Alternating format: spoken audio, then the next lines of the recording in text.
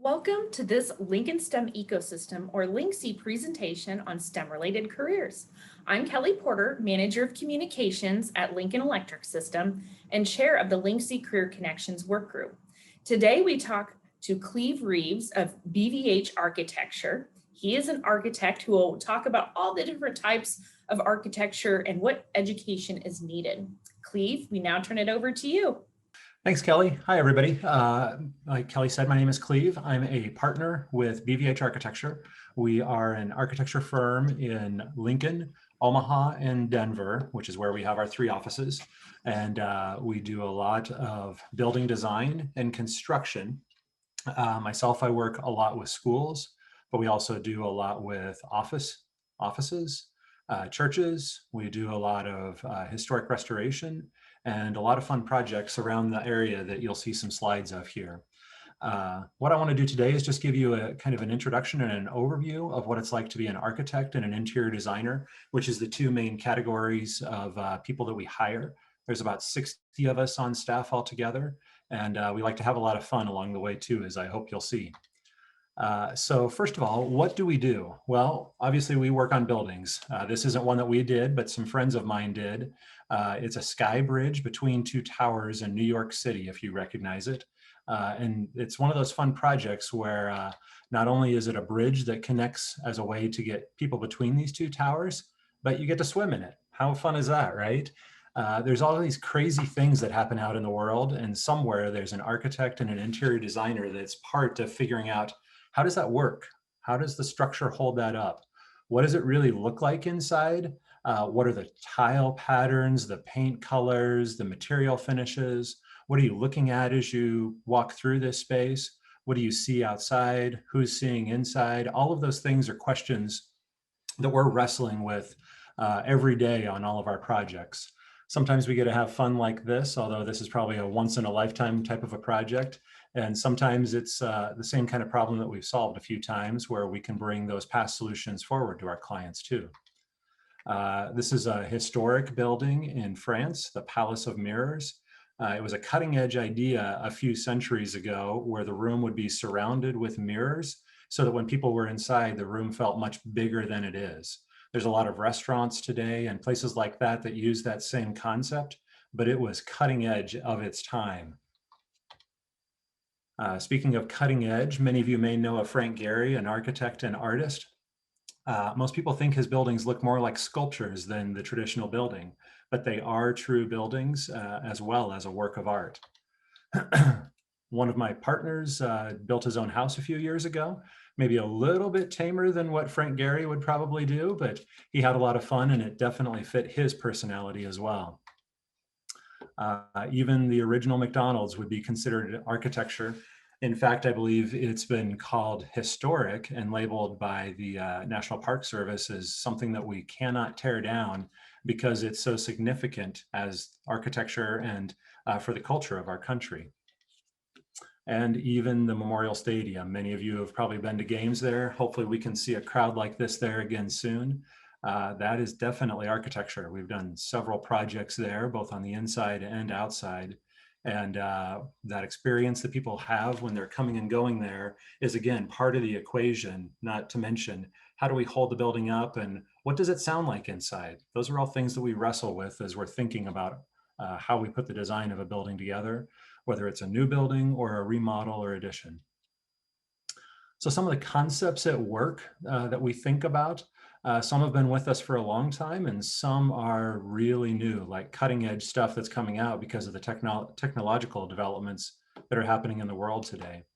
So one thing that has been out there forever is the golden ratio. If any of you know the 3.14 point number that goes on forever and ever, it's built off of this simple artistic expression of rectangles and boxes that work within each other to create a harmony of proportions and a relationship that's literally stood for centuries through the test of time.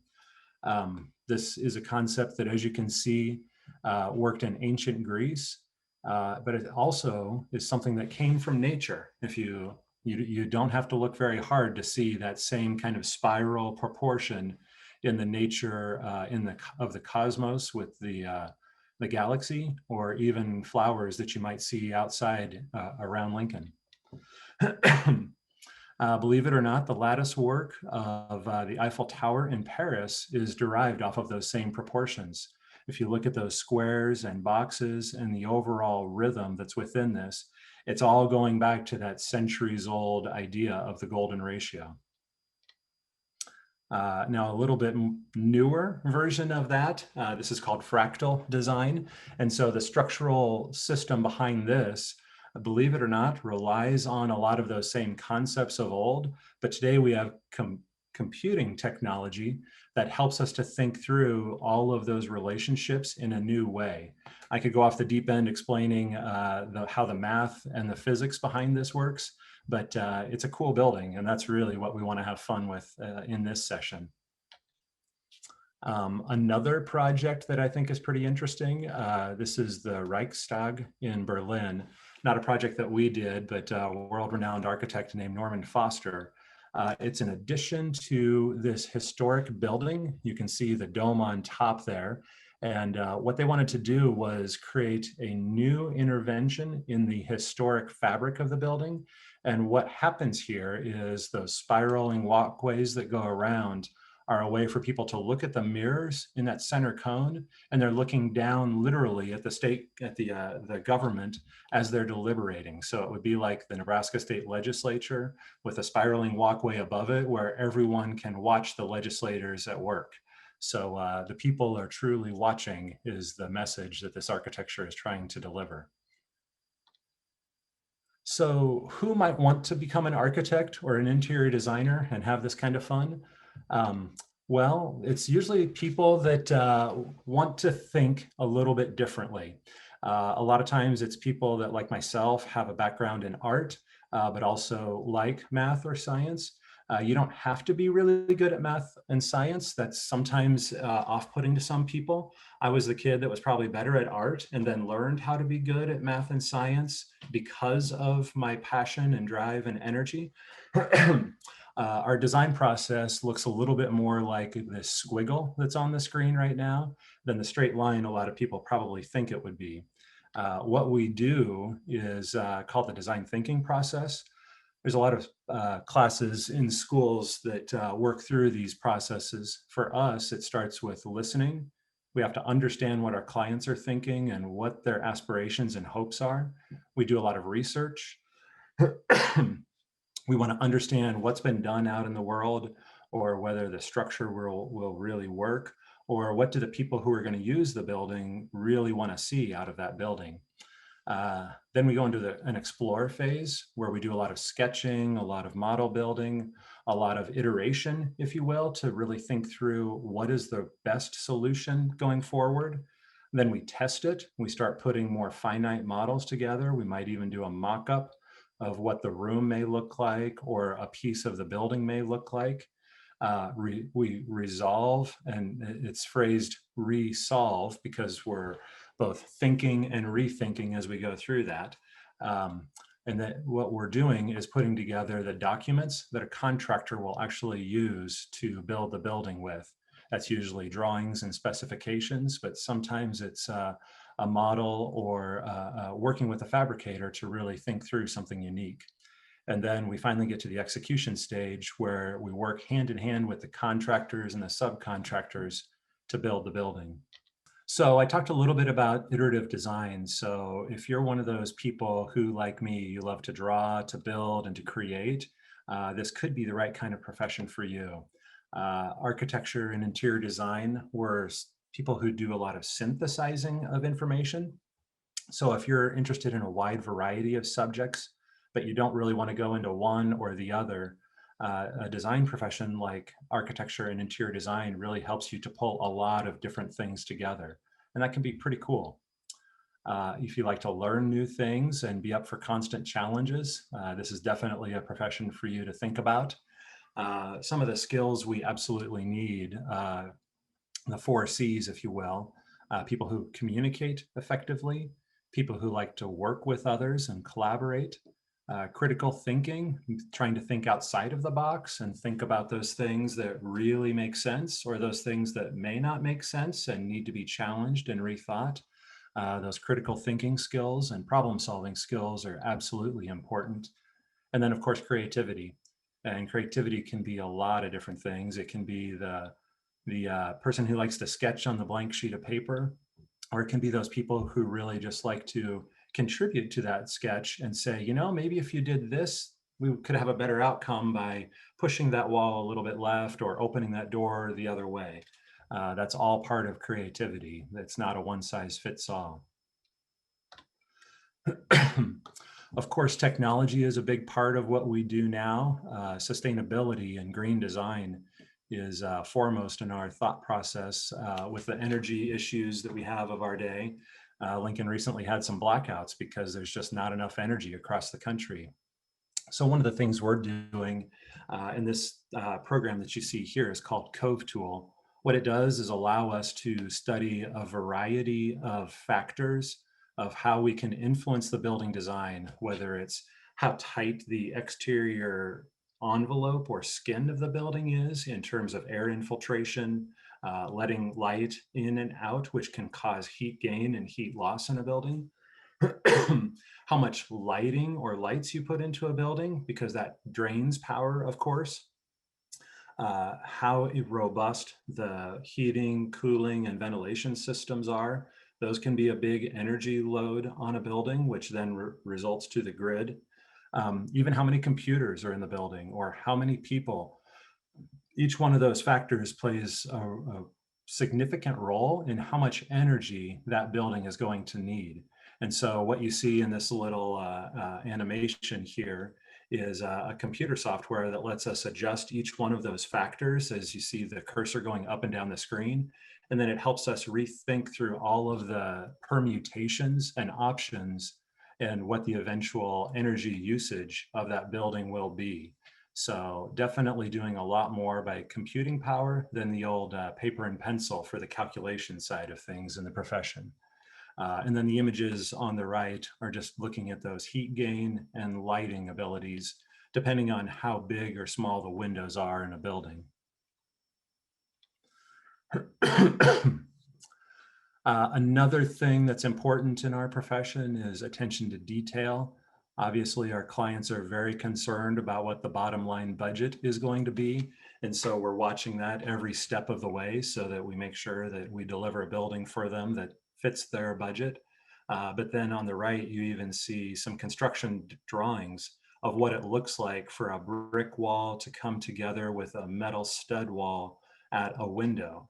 And so you can just see the complexity of all of the different factors that we have to call out for the contractors, because there's probably 5 different contractors that think about how that wall, brick, and window come together. They all need to be on the same page, and it's our job to design the building so that they are on the same page. So these are just some examples of the details of how that might happen. A typical project would probably have 50 sheets of drawings that look like that, just to give you an idea of the complexity of how we need to think that through.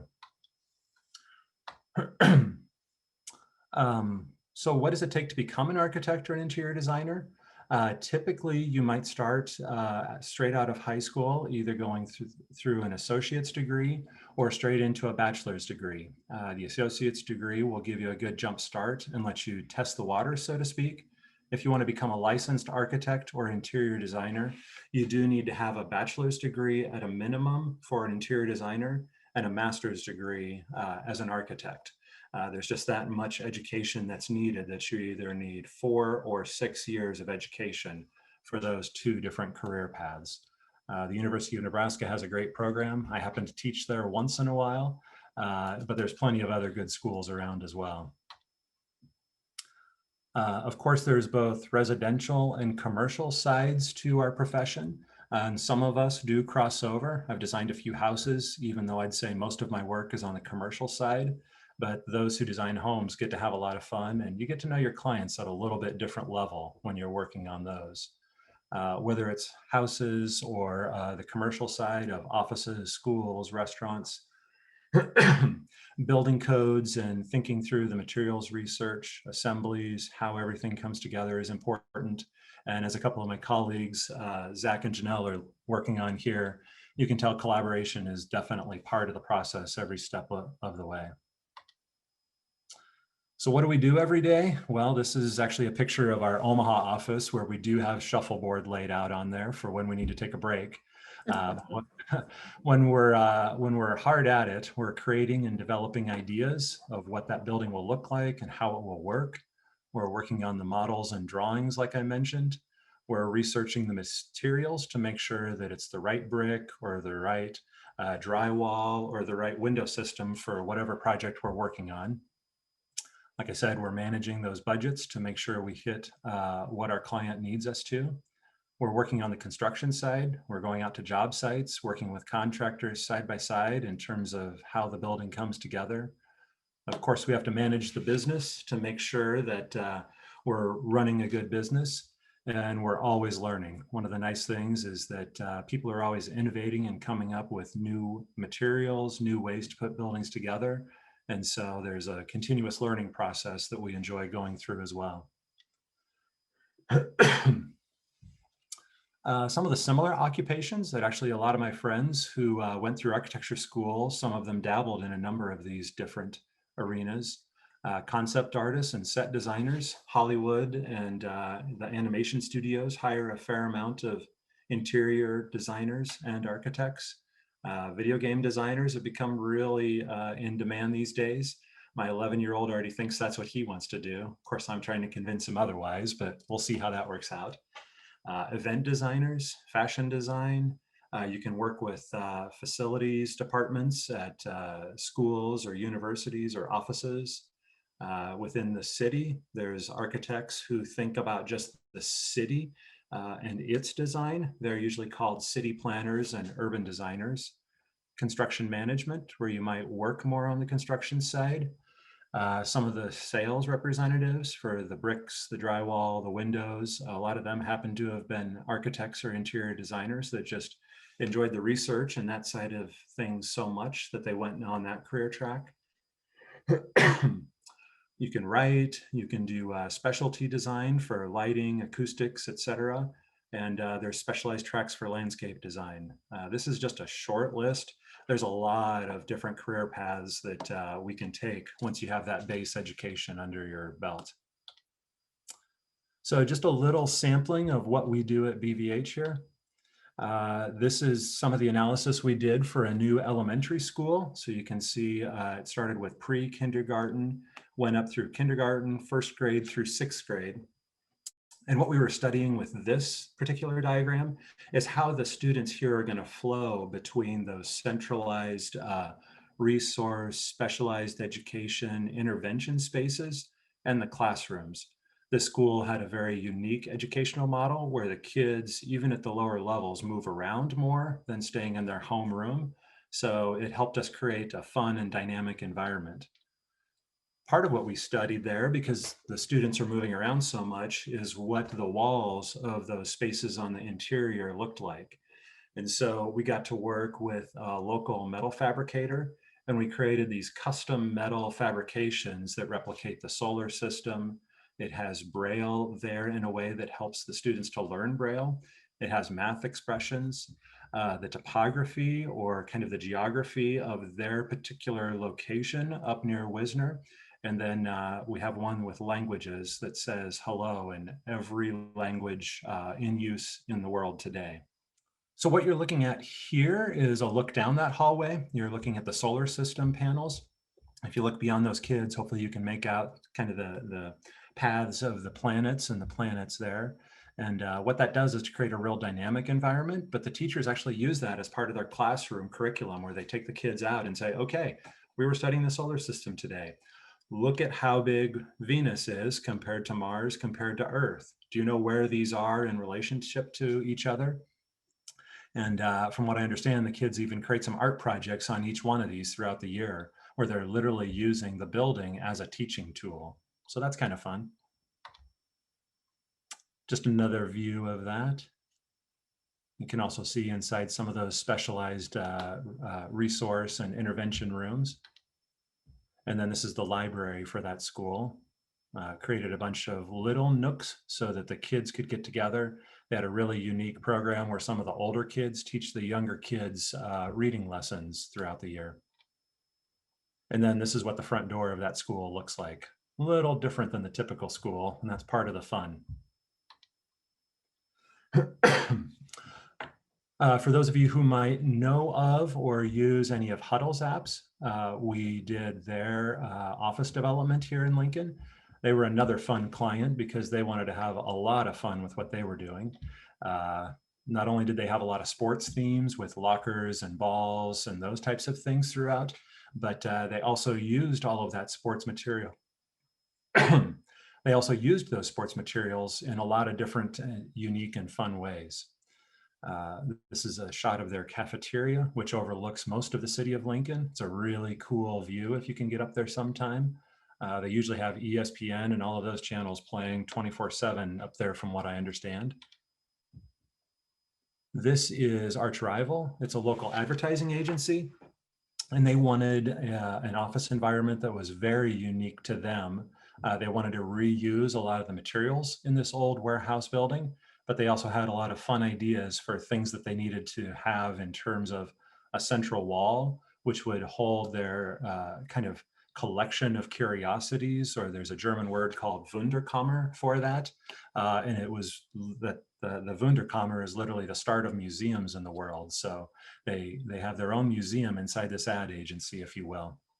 Some of the unique workspaces in Arch Rival, including the kind of booth setup that you might see at a restaurant, but they wanted to wrap it around and create kind of a private heads down focus space so that whether they're doing work or just meeting with colleagues, they would have a little bit of privacy in this open office environment. So that's kind of an overview of what we do. Some of the other things that you may have seen is the Nebraska State Capitol. We've been working on the restoration and modernization of that building for the last 30 years, actually. They're a unique client that they wanted us to make sure that the design of that would last for another 100 years, which is a pretty tall order for a building. For those who may go to the SCU Middle School and use the Fallbrook YMCA up in Fallbrook of Lincoln, we did that building, so that might look familiar. And we can't unveil it yet, but we're working on the addition to the North Stadium for the athletes and recruiting that'll be coming there. So can't show it yet, but just wanted to give a little teaser there. I believe it's going to be unveiled at the spring game this year. So with that, I think we've come to the end. And I guess, Kelly, do you have any questions or closing thoughts? Oh, I sure do. Cleve, can you let us know, how did you become an architect? What was your educational path and your career path? I was that kid that when I was coming out of high school, I wasn't quite sure what I wanted to do. I actually, I enlisted in the Air National Guard out at the Lincoln Air Base to pay my way through college. But it was also a way for me to explore a number of different career paths. When I got back from basic training, I went and I tried out accounting and architecture. Looking back, it's like, wow, how different could I have been? Maybe I was a confused kid. But quickly in that first semester, I just fell in love with architecture and decided that the accounting is nice, but that's not really my skill set. So like I said earlier, I was always that kid that was drawing and doodling, and architecture was a way for me to keep doing that, but also give back to the world and create buildings and spaces that people can use. So that's kind of how I fell into it, but I think everyone has their own path and their own way that they fall into those things that they like. I'd say the biggest thing is for people to follow their passions and see how they can do that to make a living. Great. And if somebody is either a doodler or they love the math side and are interested in architecture, what things can they do, elementary, junior high, high school, before they even get to college, if they're just kind of wondering if that's a future path for them? I know most of the high schools have drafting classes. They also have a lot of art and design classes. And so I think thinking through those things Even some of the engineering classes are all good in terms of thinking through those design thinking steps and processes that I talked about. There's even building material scientists and forensic architects that maybe some of the physics and chemistry people that are really into those subjects, they might end up helping us deconstruct a building or understand why it's behaving a certain way and things like that. So I'd say think about those things and how you can apply those to thinking about a career in, say, architecture or interiors going forward. Wonderful. Well, that's all the questions that I have. Thank you for joining us today, Cleve. Yeah, thank you, Kelly. This has been fun. I hope it's helpful for the students that watch it. And if you have any other Absolutely. questions, check us out at bvh.com and hope this goes well. Great. Well, and as Cleve said, if you want more information on BVH, just go to bvh.com. And more information on the Lincoln STEM ecosystem, you can go to lnkse or linksy.org. And thank you for joining us today. We hope you enjoy the rest of STEAMfest. Thank you.